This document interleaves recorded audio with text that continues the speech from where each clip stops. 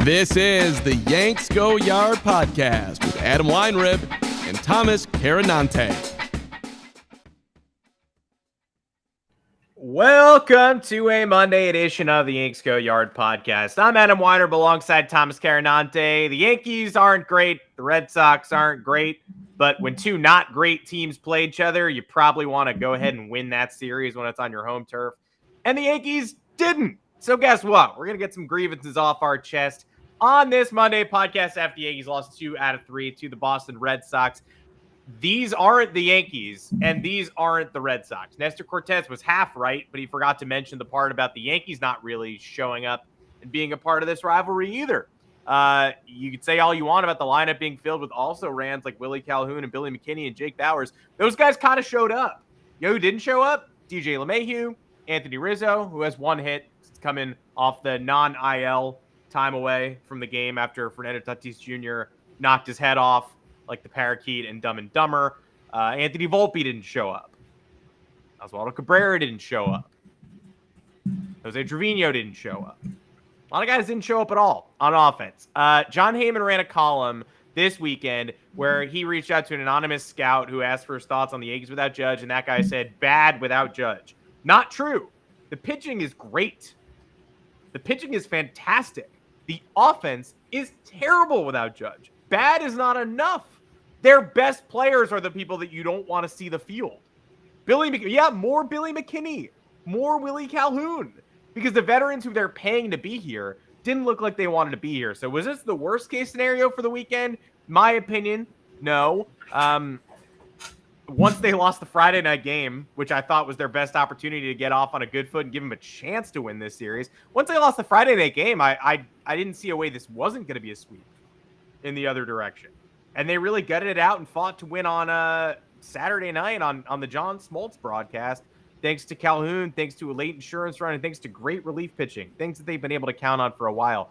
But, of course, they didn't win a winnable Sunday night game. They didn't win a winnable series. They didn't hit at all. And the Yankees bullpen, which has been fantastic all year and is literally ranked number 1 in all statistics, Michael King, twice this week, blows, extremely important games. So, I know, Thomas, you're going to want to go off on this, and you can find us on Apple Podcasts, Google Podcasts, Spotify, wherever you get your podcasts, as well as live on YouTube. Mondays and Thursdays, 2 o'clock Eastern time. Very Yankees-ish. Just extremely Yankees-ish that Aaron Judge leaves for this specific period of time when they got to face the Red Sox twice and the Mets and the Rangers coming into town and the Mariners coming into town. Judge is gone for some big series. It allows people to have some real hot takes about this team's preparedness, etc. And then, you get to Michael King in the 7th and 8th inning twice this week against the White Sox and against Boston, and he blows both of them. And if Aaron Judge doesn't run headfirst into a wall, then he's blown 3 in a row because he had a 5-3 lead in the game that eventually Judge left, or didn't leave, but blew his toe apart. So King would have it's been great all year. Again, he's been great all year. But without a superhuman act by Aaron Judge, he's blown his last 3 save opportunities. And that's the most Yankees thing of all right there. Someone could feed the stats at us, and they'd be right. But then we'd say, hey, when it really mattered, Sunday Night Baseball against the Red Sox, did Gleyber Torres take his eyes off some sort of relay throw? Did King walk Reese McGuire after that anyway? Did King put first and second with nobody out, which is a jam you could still get out of if you're Michael King, and manage not to do it? Yeah, that's exactly what happened. Thomas Carinante, welcome to the podcast. We'll talk Volpe. We'll talk Torres. We'll talk Peraza. We'll talk Rizzo. I want to talk John Smoltz. But welcome to the show, and you have an offer for all the Yankee fans who stuck with us all along. Sad betting read for all the sad Yankee fans out there. Is this a hashtag SBR, a hashtag sad betting read? And then I could do an upbeat one for all the haters. But anyway, folks, we have an offer from Caesar Sportsbook.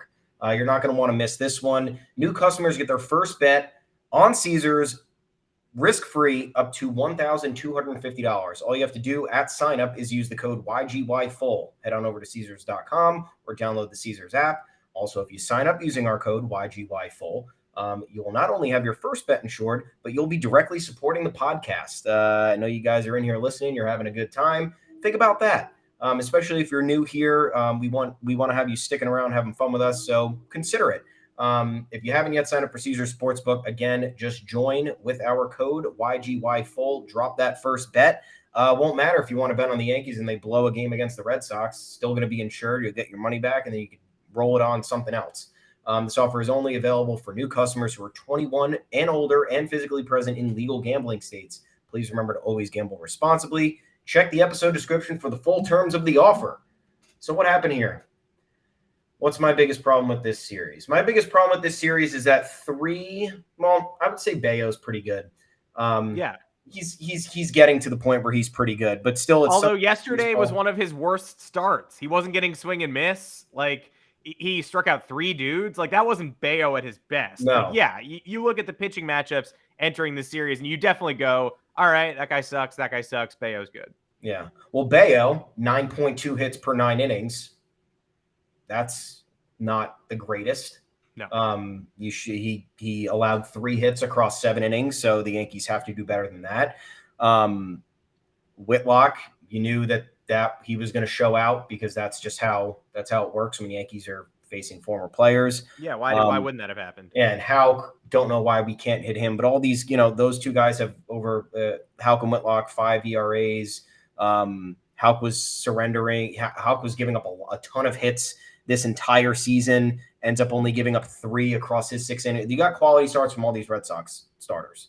Clark Schmidt, great start. Technically wasn't quality, but you're right. In my opinion, you start the series off in the worst manner possible. You have Garrett Cole versus Garrett Whitlock, and I don't know why Garrett Cole continues to pitch to Rafael Devers. I really don't know why. You are one of the best pitchers in the league. You know that this guy has your number. You know you have to face him between 12 and 19 times a year, whatever it's been before the schedule change. And you are still pitching to him 3 times through the order when your team has a 1-run lead. Walk him every time now after the 4th inning. I don't care. It is embarrassing. This is how the narrative continues. This is how the Red Sox always have these stupid little stories against us where they make us look like we're losers. And it would be great because we would be doing the same thing if one of us had one of their pitchers' numbers, or, like Giancarlo Stanton absolutely abusing Nick Pivetta. That's a really fun one, but it is absolutely crazy that we are still having these Garrett Cole, Rafael Devers problems. And the post game is just so embarrassing when they ask him about it. He just has to talk about how Devers is good. And it's like, why don't you just stop throwing him pitches right over the zone? Because that's what he's hitting. Second at bat of the game, ground rule double. You could maybe argue one of those guys could have made that catch. It was a Jake Bowers, Isaiah kind of fell off outfield there, and there was a little bit of a miscommunication. Maybe a diving play could have at least stopped the ball. But then the home run in the 6th, and you're just throwing your hands in the air. You lose that game to Garrett Whitlock, a tremendously hittable pitcher, and you put yourself in a hole. And then it gives you, it gives you to the point where you're reaching Sunday Night Baseball where you have no room for error. You have no room for Gleyber Torres to, I don't know what he did on that play. You have no room for Michael King to throw a hanger to Kike Hernandez on a 1-2 count when he has him on the ropes. Kike Hernandez also batting .240 with a .630 OPS this year. Hits the home run on Friday it was, and then has the game tying run and the game winning hit on Sunday. So it's absolutely exhausting. And yes, I will complain about Garrett Cole because that is a start where he needs to go in there. He knows the offense is limping. He knows the offense is probably not going to deliver. This team averages 3 runs a game without Aaron Judge, and they're still not fully healthy. They have a lot of guys struggling. And then once again, this is what happens. So this is where I start to get mad. I've been pretty even keeled throughout the start of the season, and now the Red Sox come to town and this is what they do. And I think rightfully people can be pissed now. Yeah, I mean, I'm mad. I'm not happy. There's no. I don't even think we typically sugarcoat stuff. No, I think we just preach patience, and some of these narratives are ridiculous. But guess what? You could deal with the Red Sox coming into your. I don't know. It's a different conversation if they just came into town and were on a heater and blasted people, and we lost the first one 7-3, and we snuck by in the second one, and we lost last night 8-2. Then we'd be like, wow, we caught the Red Sox at a crazy time. What a huge bummer for us. No, the Red Sox look equally disheveled, and without a couple of huge hits from Kike Hernandez, who, like you said, is hitting in the mid-220s with no power this year and has the 3 biggest moments of this series. So that's just great. I'm so happy that happened. Rafi Devers, yeah, don't pitch to the man, but you the people wearing Red Sox and Yankees uniforms this weekend were not the Red Sox and the New York Yankees. Neither side had familiar faces. Neither side had, thorns in each other. Stanton did nothing. Stanton's like the only thing we got against the Red Sox, I guess, typically. The Sox have Devers. The Sox have Kike. The Sox had Christian Vasquez for a long time, who killed us. I looked this up entering Saturday's game just because I was pissed at all the Devers owns you stuff. Devers and Judge have almost the exact same numbers, literally almost the exact same, against the Red Sox and Yankees. And they're both down from each other's career averages against other teams. So actually, both the Red Sox and Yankees do a theoretical good job in holding the other one down. Judge hits 245, 370, 478 with 21 homers in 84 games against the Sox. Devers hits 245, 303, 481 with 20 homers in 88 games against the Yankees. Add 2 more games for Devers after that and add another home run. But Judge gets on base more. They both hit for the exact same average, and they both have 21 career homers against the other team. It's kind of crazy. And yet, because it's Devers on Cole, and because the Boston fans are who they are, Boston fans will act like Devers hitting 35 points below his career norms. He hits 280 career and 245 against the Yankees. People will act like hitting 35 points below his career norm against the New York Yankees is owning them, but Judge hitting 35 points below his career norm against the Red Sox, Judge hits 284 career and 245 against Boston, is a disappointing reality. Yankee fans will say, I wish Judge stepped up against the Red Sox. The Red Sox fans will say, Devers owns you, your pitchers are babies. And guess what? They have the same average and the same number of home runs against each other. And that's, I don't know if you should be proud that Red Sox fans are able to be insufferable online and proud of their player while Yankee fans are expecting more from their superstar. But the fact remains they put up identical lines against the other team. And somehow the Yankee fans have allowed this to become some cesspool of Devers owns you. And they would get laughed out of the room for saying Judge owns the Red Sox hitting 245 and 35 points below his career. Stanton does usually own the Red Sox. Donaldson appears to step up against the Red Sox. But I don't think it's reductive to say it's kind of weird how we've allowed them to wield that narrative. Maybe don't give Devers opportunities to continue to wield that narrative. But the difference between these two teams, the magic of the rivalry only goes one way. It really does. When the Red Sox perform, the Red Sox send out performers who have no business performing well, like Garrett Whitlock and Tanner Houck and their 5.5 ERAs. They sent them to Yankee Stadium. You told me before the series both of them were going to deal. I'd be like, yeah, of course. If the Yankees were sending 2 dudes with 5.5 ERAs to fucking Fenway Park when they were a 1 game under 500 team and the Red Sox were 10 games over and fighting for a playoff spot, those guys with 5.5 ERAs would not deal at Fenway Park. I'm sorry. They would not. No. And the problem, once again, here is what you mentioned before. We have a bunch of I don't want to say nobodies because that's what people are kind of saying. We have fringe major leaguers coming to play, and they've been our best players. And they've been the best players. And the supposed core of this Yankees team, who you would expect to step up while their captain and friend are out, don't. And that's always what seems to happen. I'm not saying the Red Sox season was on the line heading into this one, but they're last in the division. They entered 1 game under 500, and they have not been playing well. They, I think, were what was their record? It's like 12 and 19 since they were 21 and 14, and telling everybody that that everybody else sucked. So they've endured an awful stretch of baseball. They've been really not good in all facets of the game. The offense has been okay. The starting pitching has been bad. The bullpen has been solid, if that.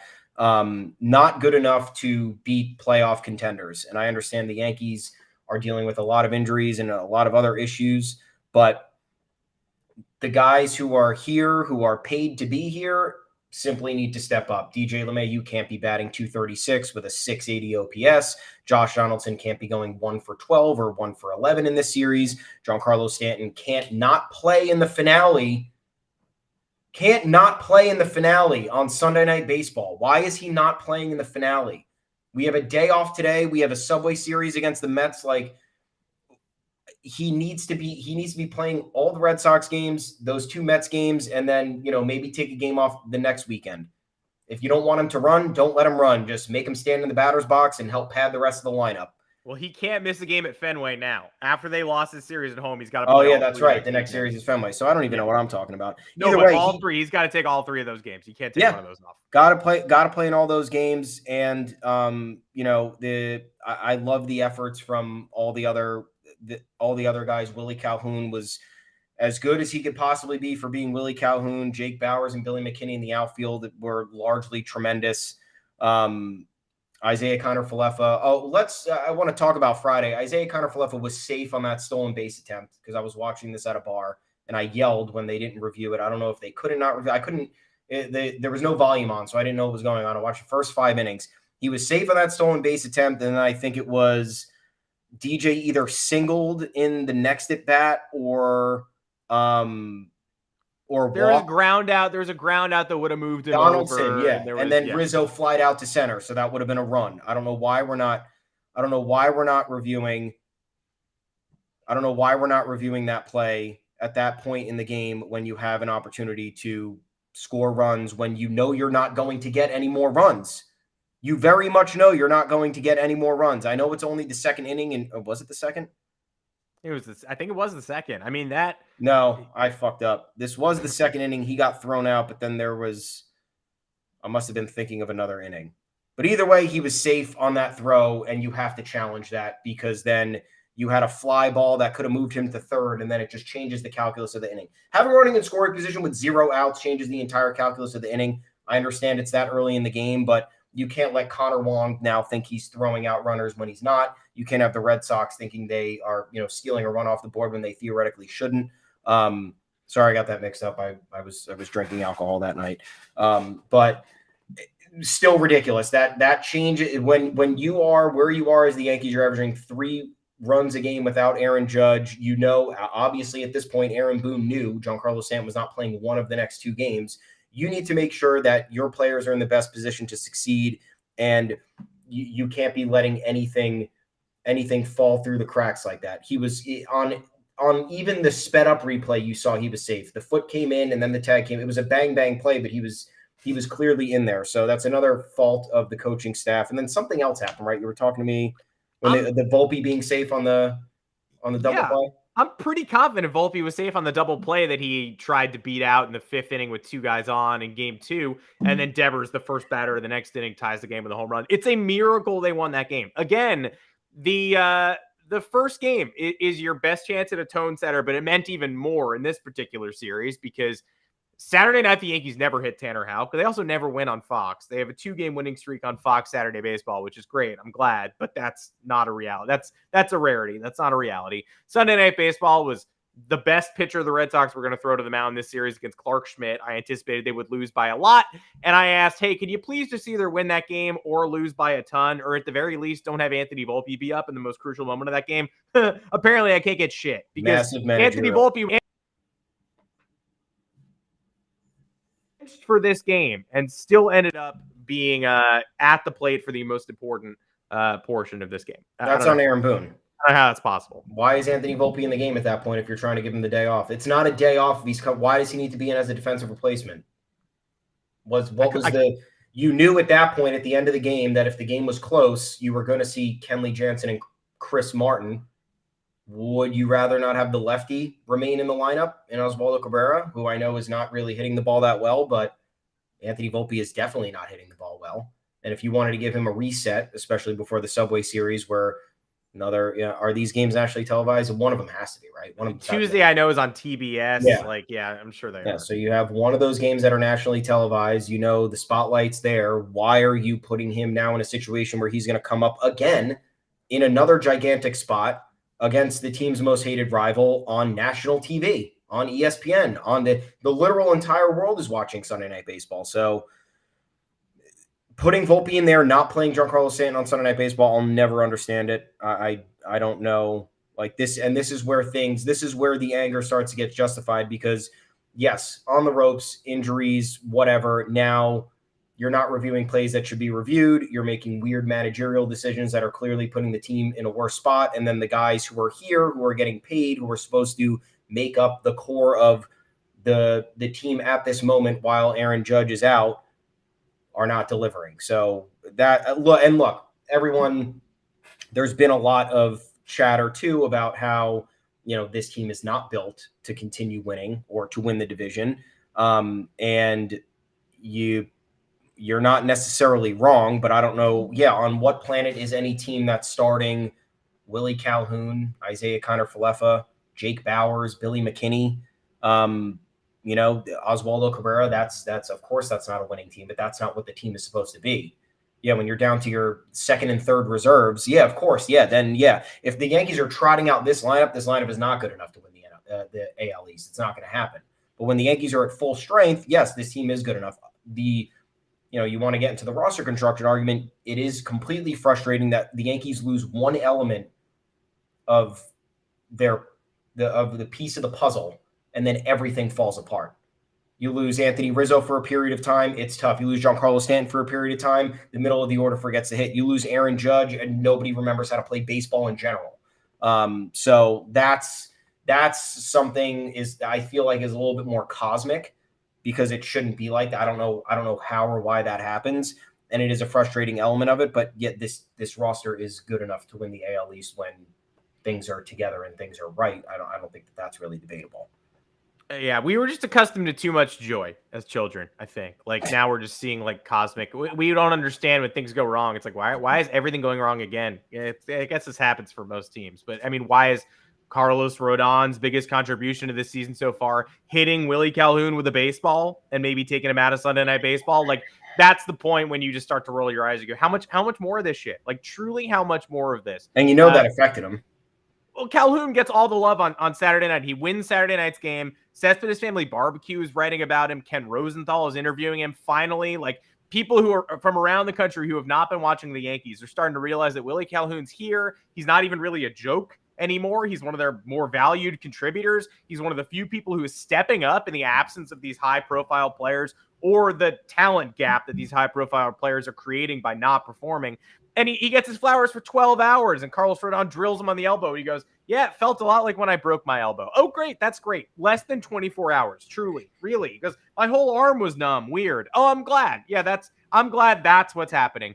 And I can rattle off. This is the third pre-game Yankees on Yankees injury I can name from the last 5 years. Jordan Montgomery got hit in the head with a line drive during BP in 2017. Stanton line went off Tanaka's head. BP in 2020. Willie Calhoun gets drilled by his own pitcher. I should not be able to name you 3 times the Yankees have injured themselves before a game starts since 2017. I really should not be able to fucking do that. It's egregious. Absolutely egregious. I just don't even know. I don't know what the patience, I feel like the patience was good. The patience was level. It was. Now we're at a point where now we're going to talk about the 10th inning last night, or the end of the game last night. Here's my least favorite part of the season, right? The part of the season when Red Sox fans rightly complain about struggling and, oh, we're teetering on the edge, and now we have to go face the Yankees. And then they beat the Yankees 2 out of 3, which they've done pretty routinely since 2004. And then they get to still do the, oh my God, little old me got a win. How did little old me get a win? I didn't see that coming. And then guess what? Here comes Yankees Mets. The same fucking deal. Sell the team. Steve Cohen is Wilpon. Scherzer and Verlander overpaid trash. Evan Roberts called them, what did he call them earlier? Cooked. Evan Roberts called them $90 million on 2 mercenary pieces of crap who've done nothing. Very strong words. But guess what? Here come the Yankees. Here come the Yankees to reset your expectations. And then I wonder, Mets fans are going to win these 2 games and then get a little bit, oh my God, little old me, we beat the Yankees again. I thought you guys were big bads now. All offseason long about how you are the new Yankees and Steve Cohen spent $400 million. The Mets win these games, win one of these games, win both these games. We're going to get all the, oh my God, the Mets. I can't believe that my little Mets actually did that. And then the Yankees go to Fenway next weekend too. So we get 3 straight series of, oh my gosh, I thought my season was spiraling. And then I got the joy of facing the New York Yankees lineup that doesn't know how to handle business and is undermanned. And Gleyber Torres, oh, thank goodness he bailed us out by dropping a relay throw. And thank goodness, oh, what a break for little old me, Michael King hanging a slider. And then all of a sudden, the Red Sox, who've been these behemoths for 20 years and who've owned this rivalry, the Yankees have there are a bunch of meaningless regular seasons where the Yankees went 13-6 against the Red Sox or something like that. Congratulations, because the Red Sox have won every playoff series against you since 2004, and the Red Sox have every meaningful momentum advantage in the world. They have never at any point since 2009 have the Yankees been ahead in this rivalry. Both teams have either been bad or the Red Sox have been world champions.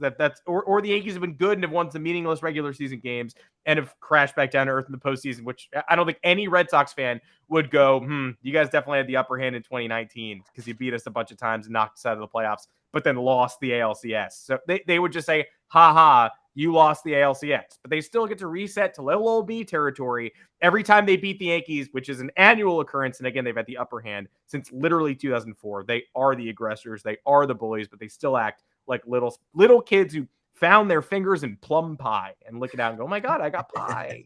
What the heck? What a nice gift for me. And this is my least favorite 10 days of the season. And it is every time it happens. It happens almost every single year. Yeah. Last night was just emblematic of everything, right? You have the error in the 8th inning by Gleyber, which I will never be able to tell you what it was. He just said, it's on me. Aaron Boone defended him and saying, well, we walked the next batter anyway. And it's like, yeah, would you have walked the next batter anyway if that would have happened? You know, like he probably walked the next batter because he was afraid that there was a runner in scoring position. That's usually how that works. You're not going to be feeling a ton of pressure with Reese McGuire at the plate with Kike Hernandez at first base. It's a lot different if he's at second because a dribbler gets him over to third and a ball that leaks out of the infield gets him home. Then you have that play that the tying run ends up coming home. Michael King, who's supposed to be our most reliable reliever, has not been. And then the ninth inning. Three blow-ups in a row. In a row. And then the ninth inning, I mean, Donaldson, swinging through 94-mile-an-hour stuff all weekend. Not, again, guessing completely wrong. There was a sweeper that Tanner Houck struck him out on, and like your jaw was just on the floor that he even considered swinging at it. But Donaldson in that ninth inning against Kenley Jansen was absolutely terrible. Guessed wrong 3 times. Had fastball down the middle, and again at 90. Down the middle. Yankees had a chance to walk this off 3 times last night, right? Yeah. And they were facing a guy just throwing 94 down the middle. Donaldson swings over 94, 1-0 too. The inning starts off kind of sick, right? They turn the double play in the top of the inning. They do their business. They turn the double play in the top of the inning. They actually go to the bottom of the ninth with some momentum. And Kenley Jansen's first pitch is way off the plate. 1-0. Crowd rising. People starting to applaud. Donaldson swings through a center cut fastball 94. Swings through a slider down and in that he should have probably taken and recognized, or maybe put bat on ball, and then swings through just another fastball. And like that, Jansen's off and running. Next 2 batters go down, make no noise at all, no whimper. And then we go to the ghost runner, where the Yankees can't seem to handle the business with the ghost runner ever. On the road, at home, they don't know how to do it. Red Sox only get 1 there. That should be fine. You should be kind of set up. And guess who? Worst at bat winner. I mean, I don't know. Billy McKinney has the best at bat of the inning. Mm-hmm. Almost kind of yanks the double into the right field corner. Almost kind of finds the short porch. Maybe walks off, but doesn't. It's caught. Runner tags. Good job. Jose Trevino swings at 3 of the worst pitches you'll ever see out of the zone. 2 of them he's protecting. He's just trying to do the Trevino thing and flick one up the middle for a little bloop single, which he's done a lot of times with runner on third, 1 out and extras. I've seen him walk off on that pitch. I've seen him do it plenty, but when he gets to 2 strikes, he's still trying to protect. He swings at a pitch that could have hit him, probably should have hit him, and somehow he manages to like frisbee it foul. It's the worst at bat I've seen him have as a New York Yankee. Yeah. And then Anthony Volpe comes up, and we might as well just transition into the Volpe conversation now. Sure. Because it's not like everybody else is blameless and Volpe gets all the blame on his shoulders, but how goddamn frustrating is it that he hits that home run at Dodger Stadium a week ago, right? We're all saying, all right, like he's still hitting 190, but he's got the power numbers. He's got the ribby numbers. That's a huge home run. That should probably get him going. It doesn't get him going. He's somehow worse this week. He gets shot of redemption in the first game against the Red Sox. First, second, 2 outs. He comes within 5 feet of winning that game with a walk-off homer off the pole. Looks almost exactly like the Nate Pearson homer he hit about a month ago in Toronto, but it goes foul and then he pops out. Ugh, bummer. You go home and you go, man, I really wanted that moment for Volpe. But he'll get a shot at redemption at some point, I assume. 2 runners on, 1 out. All you can do in the second game, don't ground into a double play here. He grounds into a double play. I think he was safe, but still terrible at bat. Way worse than the at bat the previous night.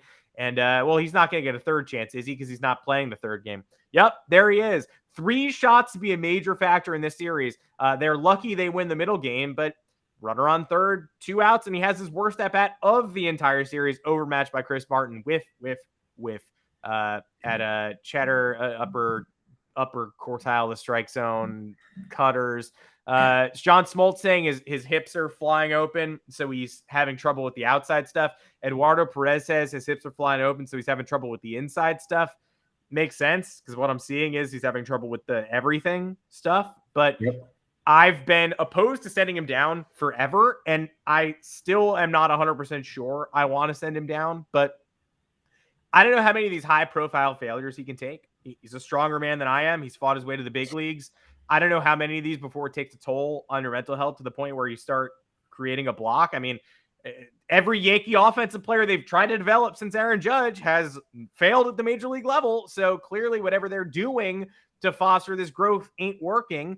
And then the second thing is if John Smoltz in the broadcast booth, if Eduardo Perez, if everyone on earth knows that his hips are opening up too early, is anybody in the dugout working on fixing that? Or is Dylan Lawson just saying he's hitting a professional 200? So we don't care. We don't care about statistics. We don't care about offensive rankings.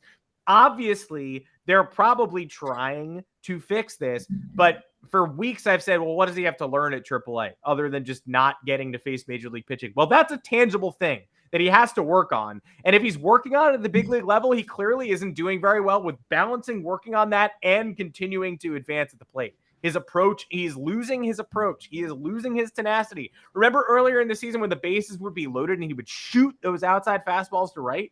Where is that? He is swinging over the top of everything right now. He has 77 strikeouts, most on the team, 14 ahead of Judge. I don't think there's a lot of tangible benefit to him hitting off minor league pitching, but if he's got this issue where he's opening up the gate and his swing, he can't get to outside pitches or inside pitches, then he's got to fix that, and fixing it at the big league level is not working right now. Whoever's instructing him, it's not taking. So maybe it's time to get him in front of somebody else who's able to fix that issue. Maybe give him a private one-on-one BP session with John Smoltz. Maybe that'll get it done. Maybe. But yeah, progressively worse since the beginning of the season. April batted .217 with a .670 OPS. May had power, 6 home runs, 16 RBIs, but 174 with a .592 OPS. And now we're in June, 120 with a .394 OPS. Obviously, that's a much smaller sample size. It's only been 9 games or 10 games. But that's not the direction you kind of want to be trending in. I don't know what the issue is, but I think we can probably blame the coaching.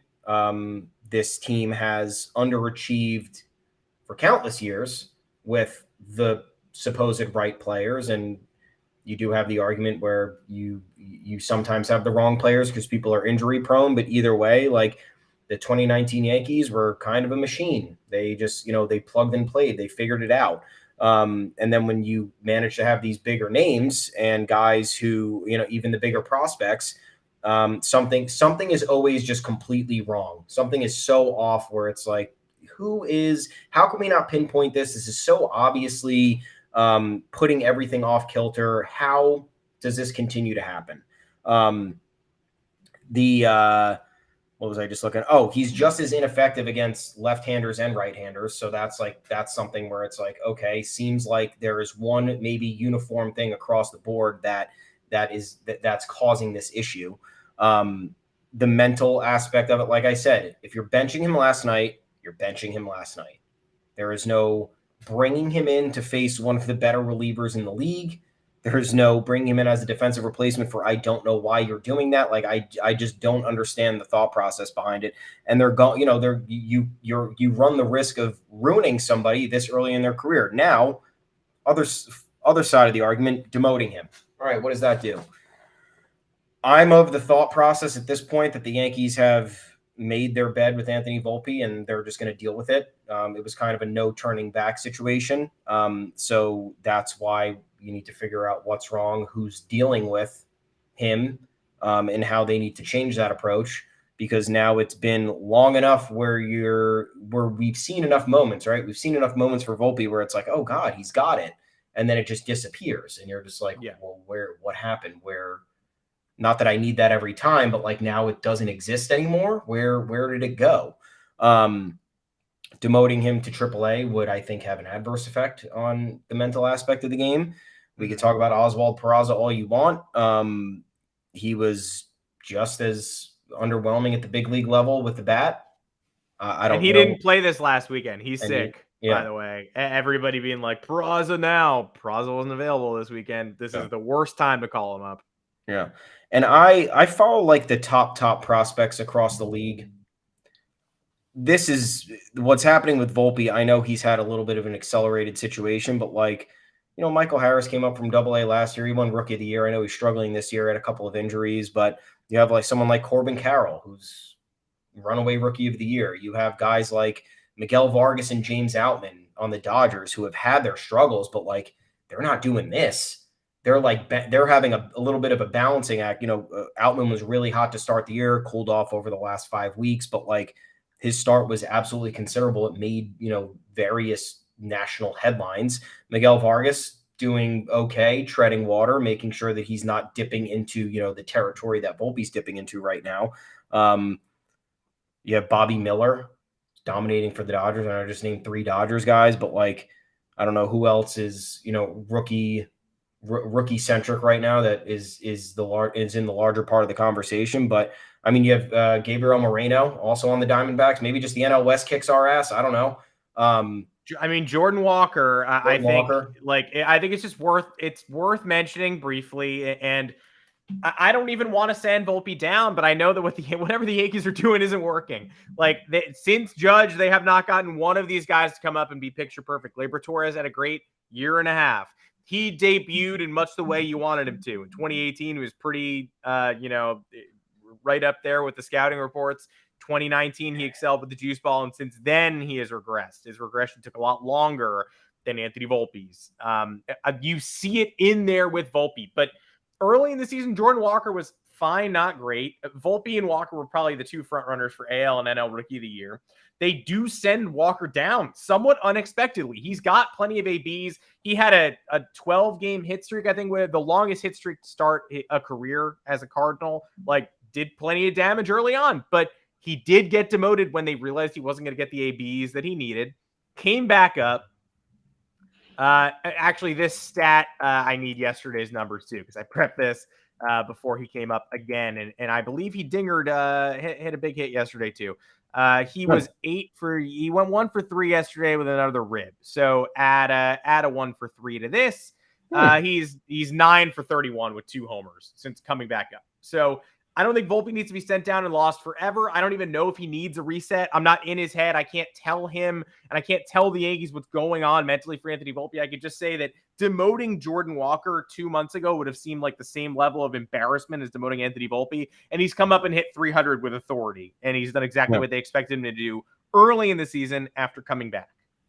Well, okay, here, I got a list here. Here are Anthony Volpe's peers at the moment. It's Corbin Carroll, it's Gunnar Henderson, it's Spencer Steer, Josh Jung, Casas, Esteury Ruiz, Miguel Vargas, Ezequiel Tovar, Will Brennan, Gabriel Arias, Alec Burleson, James Outman, Brett Beatty, Francisco Alvarez, Zach Neto. Nobody on that list, I think, is even someone like Esteury Ruiz, who has a 638 OPS and a negative 0.5 WAR. He has 32 stolen bags up until this point. So he's clearly made, an aspect of his game that's completely valuable. And he is on the Athletics. So, that he also has that to work against. But all those other names that you just got here, they are very much above average. And they're very much succeeding, and they're very much mostly building off of their early season successes or their stints in the minor leagues from the year prior. And Anthony Volpe started off was looking good, was looking like, oh, you know what, there's going to be an adjustment period, and now it's kind of just going in the complete opposite direction. Once again, you're probably right. Yankee player development thing, Yankee coaching thing, but it's got to be fixed because you have various rookies across the league that are now, seemingly lapping him, and there's no solution. Corbin Carroll has a fucking 4.3 WAR. Gunnar Henderson, dating back to last year. Yeah, and which was like 30 game sample last year. Yeah. I mean, there was a time when Volpe had like a 90 WRC plus. Yeah. There was a time when Volpe was totally competent. That time has passed. Now, Gunnar Henderson had a 99 WRC plus at the end of May, a tick below average. He's now all the way up to 125 because in the last 12 days, he's been that on fire. He's now well above average for a major league player. But there was a time this year when you say Gunnar Henderson is struggling to the point that Volpe, they were both around, they were both below average. They were both not living up to the expectations that were set for them. And Henderson has taken a straight jet up to the moon, and Volpe has nosedived since then. Volpe's at 68, a 68 WRC plus. If you were having the conversation of how bad does he have to be for them to consider sending him down, that's kind of how bad he has to be for you to consider sending him down. It's really bleak, dude. And like Casas was the other guy who none of those numbers were where they had to be, but you look at where he is now, not excellent, barely over a 700 OPS and hitting in the 220s, and certainly didn't do that much damage against the Yankees this weekend. But Casas was sort of the poster boy for top prospects struggling at the big league level. Yeah. His metrics started to even out, and he's having a season that you wouldn't be proud of, but he's putting Volpe in the rearview mirror as well. Volpe is the least desirable of these top prospects right now. And all it is upsetting. It's just upsetting. Yeah. You want to win. You want a win. And you wanted that win to be the hometown kid who you manicured all through the minor league system and got his feet wet at AAA last year. And there was he even started to heat up a couple weeks ago. And the people who've watched him his whole career were like, this is the time of year when Volpe really starts to excel. Like, you've been waiting for it. This is it. He was up to 230 at a certain point. He's been one of the worst regular players, if not the worst in Major League Baseball for the last 3 weeks or so. And I don't know what the solution is, but I'm not going to adamantly say you cannot send him down at this point because I didn't want too much damage to be done, but a lot of damage was done on the field this week, especially when you have guys like Smoltz from the booth calling out his issues. Like, that is clowning enough for me to say, all right, it is time to hit the reset button here. I still think nobody who watches him and nobody who saw what he did earlier in the season thinks he doesn't have what it takes to be a valuable piece at the big league level, but I don't know. I think broadcasters being able to spot and identify your flaws as you get overmatched again by Tanner Houck and Brian Bayo is kind of the lowest of the low. Yeah. 1 for 14 since the home run at Dodger Stadium. 1 stolen base.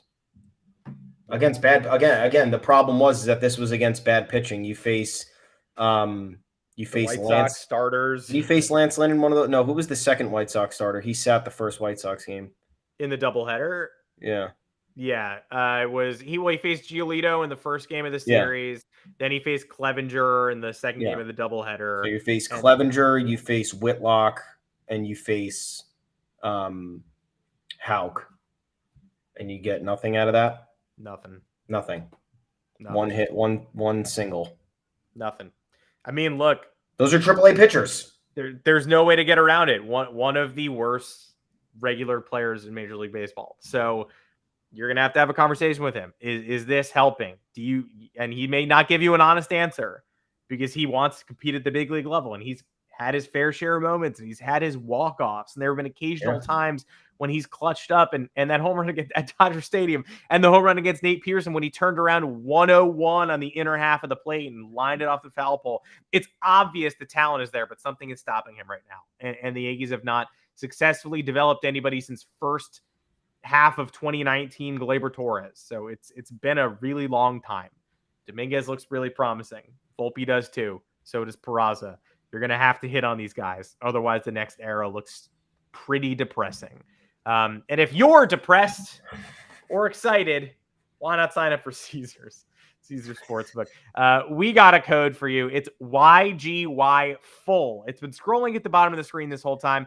New customers can get their first bet on Caesars up to $1,250, but you better be a new customer and you'd better be in a legally gambling state. All you have to do, though, is use our code YGYFULL at sign up, YGYFULL.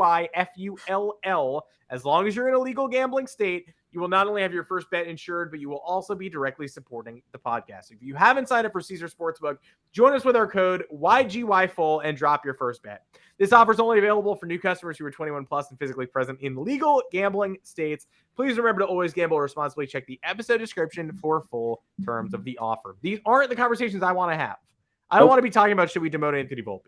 I don't want to be talking about Gleyber Torres and Anthony Rizzo. Oh, we talk about Gleyber Torres and Anthony Rizzo just a little bit. Rizzo we have to talk about first, just quickly, based on the coaching thing we were talking about with Volpe, is Aaron Hicks' success. It's a small samples. It's a small sample size, guys, but he said immediately when he got in there, they adjusted something with his stance, and it's now resulted in him doing whatever he's doing over there. He said the Orioles looked at him for like 2 seconds and were like, we actually have something for you. He was like, oh. And then they figured it out, and he's hitting 370. He's hitting 350 with a 470 OBP. I think it's probably worth reading this quote just so that everybody knows it's not fake. This is Aaron Hicks talking about the Orioles hitting coaches.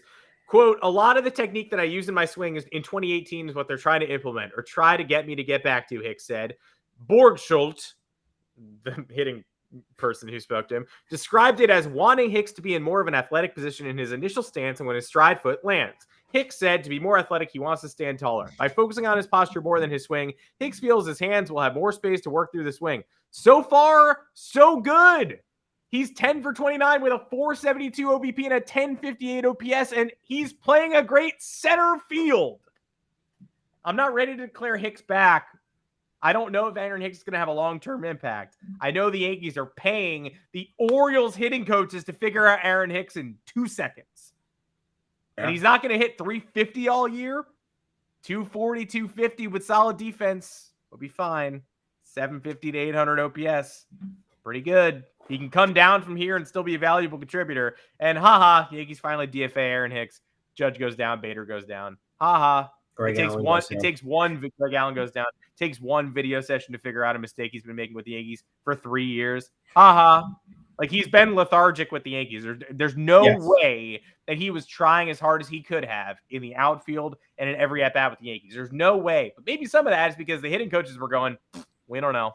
I have no clue. And the Orioles were like, hey, I watched approximately one video of you, and I actually have something if you want to know.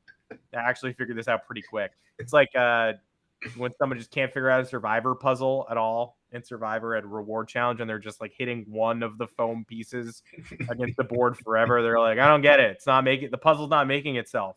And then someone else is like, and they win. And then the person is like, man, I am just not good at puzzles. The Yankees are the first boot in Survivor. The guys who drop the rice on the floor. Like, accidentally tell their best ally, like, I think I'm going to vote for you. And they're like, did you say my name? And they're like, oh, no, I couldn't be worse at this. It does seem like the Yankees coaching staff just like Aaron Hicks deserves some blame. But if the Orioles were able to watch one video of Aaron Hicks and we're like, hey, we got this, and then there's this, and then also I guess it'll make you a more confident fielder too. And the Yankees were like, have you tried steroids? Like, what have they been doing in New York ever? Hitting strikes hard. Have you tried hitting strikes hard? No, hit strikes hard. Can't even do that. Can't even hit the strikes hard. Don't do that. Kenley Jansen gave them some strikes to hit hard. A lot of strikes. I saw some strikes that could have gotten hit hard yesterday. They didn't. Yeah, a lot. So now, Rizzo and Gleyber. All right. I guess. I mean, I just feel like Anthony Rizzo is escaping a lot of criticism. He has literally one hit since Fernando Tatis Jr. This month. His neck loose. Yeah. 1 for 36, 34. Yeah, I think it's 30. It was 34 last time. 34 since the Dodgers series. I know he got unlucky in that White Sox series. He had a couple of balls on the screws and just they found defenders, but I don't know, man.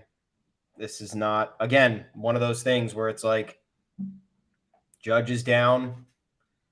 You had a couple of games to get back on track with Judge in the lineup when you're in LA, and then you followed up with 5 games of just he didn't play on Saturday. I guess Aaron Boone thought that would give him a reset. Seemingly nobody gets a reset when when they need it. Goes 0 for 7 in this series with a strikeout, 1 walk. The Yankees the resets don't seem to help. It's an interesting theory, but they don't do much. The Yankees walked 7 times in this Red Sox series. They have guys who literally you are furious because of how often they look for walks. Donaldson, Rizzo, DJ LeMahieu. Every time those guys are more, most of the time you would feel in situations where things are not right. They are looking for a walk to break, the slump or just to get on base, get something going. Can't even walk. So I don't know. He's gotten on base 1, 2, 3, 4 times this month. 3 of those were walks. Has struck out 7 times. I don't know. Maybe the neck injury is a thing. Maybe it's not. But this can't happen from one of the guys he's supposed to be the co-captain. That's like the vibe here. One of the most reliant guys in the dugout, clubhouse. Yeah. Probably the second or third best all-around player on the team when you factor in defense and offense. Mm-hmm. Talk Judge, Bader, Rizzo. At this point, Gleyber would be on that list if he decided to not forget how to play defense twice a week. But so that's the thing. You can't move on from him right now. No. He's one of your best offensive players. He is. But when his time comes to end his career in the Bronx, I will go, thank you very much. Mm-hmm. Take care. Go on ahead. We will see you when we see you. Because every time there is a big home run or an important hit, which it's been pretty good offensively. There are not that many second basemen in baseball this year who do. He's not Luis Ariz. No. Who's who we wanted, but pretty good offensively, some sparks, some moments. And then the next day, there's something like that defensive lapse where he just sort of he doesn't catch a relay throw. I'm not even 100% sure what that was, but it's once or twice a week at this point when you just go, I don't know what that was. When Eloy Jimenez hurt himself running to first on a double play ball in the 9th, and instead he airmailed it 15 feet over Anthony Rizzo's head. And Jimenez, who wasn't even trying to make it to first safely, suddenly was allowed at second because the ball was thrown in the stands. The only thing you can say is I don't know what that was. And cancels himself out. There are some people on Twitter who are having these weird conversations where they're trying to pin the blame on one person but not on others and say, no one's talking about this guy. Everyone's talking about this guy. I don't know what you're reading. I'm reading blame for everybody. And I think everybody deserves blame. I'm reading blame for people are saying no one's criticizing DJ LeMahieu. Yes, they are. He's an 88 OPS plus and is hitting in the 230s. Everybody I'm reading is criticizing DJ LeMahieu. But you can't criticize Gleyber Torres. You can. Yes. The defense is crazy sometimes. And it's in, the power is in there. The defense is in there. He makes some great plays coming in on grounders. Then he makes just absolute boneheaded looking the other way defensive lapses. You can criticize him and people are doing it. You can't criticize Volpe. Yes, you can. I don't want what's happening to Volpe to be happening, but it is. So you have to criticize it. There are growing pains and there's being one of the worst regulars in Major League Baseball. I didn't look when Aaron Hicks was here. Criticize people. Oh, don't criticize Aaron Hicks. Not his fault. It is his fault. Some of it was his fault. When these guys don't perform, don't criticize Anthony Rizzo. I will, though. I'm going to. Don't criticize Garrett Cole. I'm kind of gonna, though. I don't really want to, but I will. Don't criticize Luis Severino is coming next because I guarantee I'm going to criticize him tomorrow night. Oh, yeah. Max Scherzer in the Mets. No question. Mets offense rediscovers itself against Luis Severino. That'll be Alvarez has 12 home runs in 30 games this year. He's going deep tomorrow. Yeah, 100%. 100%. It's funny. The Mets fans are freaking out because Buck Showalter is not playing Alvarez consistently. He's kind of jerking around Beatty, or if it's not Buck Showalter, it's the front office, whatever the hell's going on over there. And we have the opposite situation where we're playing, Volpe, I guess, too much, and he's not progressing, and you're playing Oswaldo Cabrera a ton, and he's not really progressing. But we'll know that the Mets rookies will probably have their way tomorrow or starting tomorrow at least, and then we'll be in the same situation unless somebody wants to step up. Anybody can do it. Anybody can step up. I know anybody of the group of people we were talking about. We gave the credit goes to Calhoun, the credit goes to McKinney, the credit goes to Bowers. Those guys should not be performing the manner in which they are. They're making leaping catches at the wall. McKinney and Bowers are making defensive web gems. And then the Yankees hitters are going, thank you so much. I'm not going to do anything with that, but I do appreciate it. Yeah, thank you. I wanted to have some fun. I wanted to laugh at John Smoltz today, but now I don't even really want to anymore because yesterday's extremely dull loss sort of colored my entire perception of this. John Smoltz is doing 3 Yankee games in a row, though. He's got Yankees, Dodgers, Yankees win, Yankees, Red Sox, Yankees win, then Yankees, Red Sox again next weekend. This is nightmare fuel for him. Literal nightmare fuel. Gleyber Torres hits a home run in that Saturday game that would have got StatCast said 24 of 30 ballparks. Would it Dong said 26 of 30 ballparks? Not sure who to believe, but either way, a massive majority. And Smoltz goes, pitching here is a lot like pitching at Coors Field. No, it's not. Actually, the metrics show it's tough to hit here. But say whatever you want to say, I guess. The game ends, right? Runner on first, 2 outs, 3-2 count to Justin Turner. John Sterling gets hit with a baseball, foul ball, full count. If Turner gets on, Devers comes up as the winning run. He could homer and make it 4-3 in an instant. Drama-filled. Clay Holmes makes the pitch. It bears in on Turner's hands. He grounds to third. Donaldson on to first. In time, Yankees get the win. Joe Davis calls it right. I don't even remember what he said. He's like, Calhoun! And they step up, and the Yankees get a big win against the Red Sox. Silence, silence, silence. John Smoltz goes, look, you're going to have to win some games that look like this without Aaron Judge. Sorry, buddy. I mean, you are. It's true. You are going to have to win some games that look like this without Aaron Judge. But you know what? The impartial broadcast, you can go, man, the Yankees are going to have to win some different looking games without Aaron Judge. And today, the guys who needed to step up, stepped up. What doesn't work is, I mean, yeah, you knew that was going to happen. I wonder if it's in his contract that he has to call X amount of Yankee games, and then they're like, just do what you do, man. You have these guys talking about it on the podcast. People are writing articles about how miserable you are. This is part of the moneymaker. This is how we keep the engine rolling. Fox executives calling him in, and they're like, John, you got the juice, man. You got to be as bored and angry as possible for 3 full hours of Yankees baseball. And you can do whatever you want. You can go to Hall of Fame weekend. You can golf.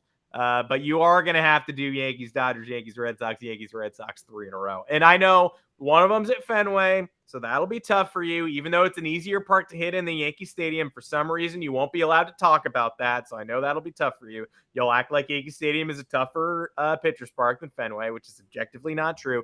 But hey, we'll throw in a bonus. You get an Aaron Judge injury. So he's not even playing. So you get to talk about how injury prone Aaron Judge is, even though he's only suffered from a couple freak injuries in 3 full years. But you get to resurface conversations from 2018. Is that a good enough trade-off? Does that make you feel good? Yeah, fine with me.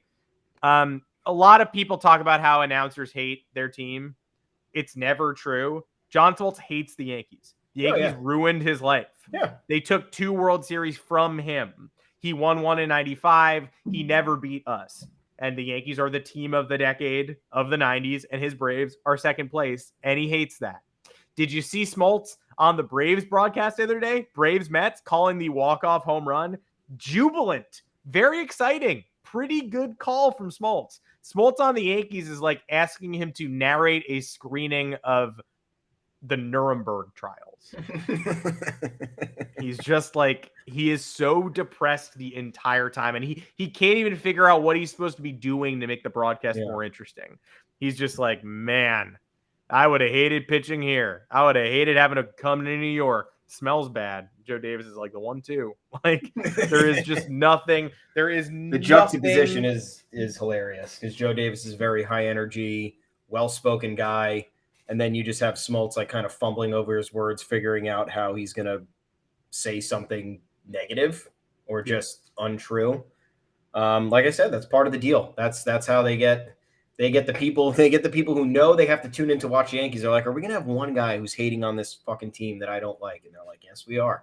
We're going to have one objective guy who's bringing the energy, and then we have one guy who hates the Yankees, and you're going to love it. I never thought anything could be worse than the Sunday night Fenway broadcast of Kurt Schilling, Nomar Garciaparra, and Dan Shulman. But Smoltz is worse. He really is. We're wrapping on Smoltz. Maybe we get Alex Cora and Boone to call a game in the booth next year after they're both fired. Alex Cora should be fired. Probably won't be, though. That's it. We enjoyed talking about this extremely bleak. It's just a bleak series. But again, not a worst case scenario. They got out of there with one. Might not be so lucky next weekend. Got to go to the Red Sox. Score 7 runs in a 3-game series, and they win 2 of them. Red Sox probably going to score 7 runs in 1 game at Fenway next weekend because it's Fenway. You guys going to bring the bats for that one or no? You guys going to go down snoozeworthy? Or there isn't really a starter on the Red Sox who you look at and go, oh, we're not winning that game. I mean, Bayo's tough, but there's not a single starting pitcher who you're like, well, we're out. There's not really a single starting pitcher on the Yankees who counts you out of any of these games before they start, but they just can't hit. You're going to have to bring the lumber next weekend. You just got to try to hold serve without Judge, and it's going to be really tough to not get swept next weekend. It just is. You got to win one of those games at Fenway. I'm sure we'll preview more in depth on Thursday, but you just got to win one. You had to win one this weekend too, but you had 3 right in your grasp, and you dropped 2 of the tomatoes, and you only got 1. I'll tell you, this was very boring. If they lose to James Paxton on Sunday Night Baseball, that will be, look, a rightful angry podcast today. Sky's not falling. Allowed to get mad in between. I think we know that team's probably still on the right track. The pitching's very good. The hitting just needs to wake up and figure life out and not feel like they don't know what the sport is after they lost, one of their undisputed best player. But you got Houck, Bayo, and Paxton. It's got to be 2.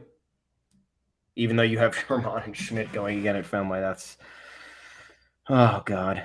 Yeah, I mean, if you're going to have any chance, you got to win that first one, which of course they did not this time. Not even like they came close, 5 feet away. Anthony Volpe's ball goes 5 feet to the right. We're having an extremely different conversation today. We're talking about how the Yankees, well, not extremely different. We're talking about how the Yankees won the most boring series of all time rather than lost it. No one's like, that was a big step forward. They're just like, what an exciting moment in the opener. Saturday and Sunday were very boring, and they came out on the right side of history. But now we're talking about how they lost it because we have to, because we don't get those breaks, because Anthony Volpe's home run soared 5 feet to the left. But we will see you on Thursday, 2:00 Eastern. We will not see you next Monday. We'll see you Tuesday because it's a holiday, but we'll still get you some shows next week. We're not going to run and hide from the Boston Red Sox. And we know that the Yankees don't play on Monday anyway, ever. So we won't be missing an extra game appearing on Tuesday rather than Monday. You find us online on all podcast platforms, Apple, Google, Spotify, all the good ones, wherever you get your podcast. Yankee fans, thanks for sticking with us today. Yankee haters, Red Sox fans, you really want a victory lap this series? Like, you feel good, you won it, but like, was that awesome for you? Did you love that? You can thank us for saving your season again, which we did. I think any other team would have spiraled the Red Sox further out of control this weekend, but they got the Yankees. Congratulations to them. They get the Colorado Rockies at Fenway Monday through Wednesday. Yippee-ki-yay. What a great schedule that is. And hopefully the Yankees have a good chance to take 1 or 2 next weekend at Fenway Park. Maybe the ballpark will help this bad Yankees offense, or maybe the Yankees will just bring their dull offense from ballpark to ballpark on a national tour of suckage. Until next time, I'm Adam Weinreb. You can find me on Twitter right here at Adam Weinreb. Didn't have a good weekend. I'll tell you that much right now. Thomas Carinante, where can the people find you? I'm at Tommy's_takes. We are both at the official Yanks Go Yard Twitter account at yanksgoyardfs. Please, guys, head on over to yanksgoyard.com. We got all the content there for you, all the angry stuff that you want to read. I know you want to read it because I know you're talking about it. We'll have some more positive stuff, hopefully. We have an off day today, so we can breathe, let it all out, go hit a punching bag or something. Then you got the Mets for 2 nights. Be recapping that series on Thursday, previewing a little bit of the Sox as well. And yeah, just relax for the next couple days. Try and not let this downer of a series. Again, 3-2, 3-1, 3-2. Couldn't have asked for a more boring series. Even if you won it, you're probably not feeling that great, but you end up losing it. Now you got to deal with the repercussions. You lose to both Sox. Losing to both Sox 2 series in a row. Don't really like the vibes of that. So we'll talk to you again on Thursday. Enjoy the rest of your week, and we'll see you then. 2 teams with better offenses than the Yankees coming in and being better on offense than the Yankees. That's what you just saw. Got to get it turned around. The real guys who get paid the real money to do real offensive things with the baseball have to start doing them. And we'll see you on Thursday.